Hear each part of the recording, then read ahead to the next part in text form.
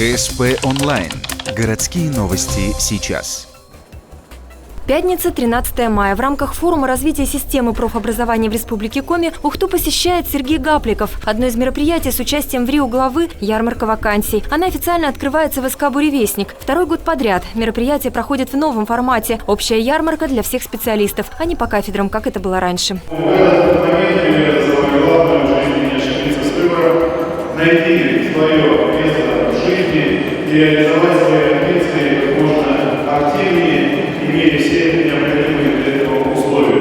Из года в год количество участников ярмарки увеличивается. В этом году для студентов УГТУ вакансии предлагает 31 предприятие. Это на десяток больше, чем в прошлом. Среди них как крупные градообразующие, так и небольшие ИП. Рекорд по свободным местам – 156 вакансий побивает Лукойл Коми. На некоторых предприятиях требуется всего несколько специалистов, тем не менее, и они представлены на рынке профессий. Наша компания – это маленькая сервисная компания, которая занимается сопровождением бурения.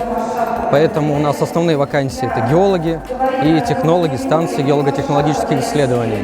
Основное их преимущество – то, что мы можем научить будущих специалистов у себя в компании непосредственно. Центральное мероприятие в рамках форума – открытие бизнес-инкубатора. Теперь у ухтинцев есть уникальная возможность в тепличном климате взращивать коммерсантов. По задумке это должно дать мощный толчок к развитию инновационной деятельности и созданию новых коммерческих проектов. Почетные гости призвали молодое поколение не бояться рисковать и стремиться к осуществлению своей мечты, пока кто-нибудь не нанял вас осуществлять чужую.